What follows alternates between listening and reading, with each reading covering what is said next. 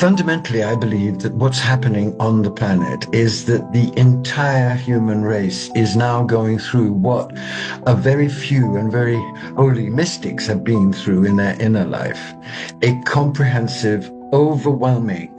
dark night process in which all the illusions and all the institutions and all the concepts and all the dogmas that we have created our identity around are being systematically demolished and destroyed by the divine.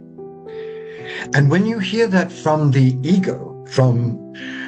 Sam or Jonathan or Krista or Andrew ego, you are terrified. It's terrifying. But when you go into the depths of the mystical traditions, and when you understand beyond thought that what the dark night has always been is a potential birth canal for a wholly new level of evolutionary power and presence and passion and compassion and commitment to life, when you really get what Rumi is saying in the poem that I'm going to quote to you, then you understand at the deepest level of your being that what we are now in is a massive evolutionary transition.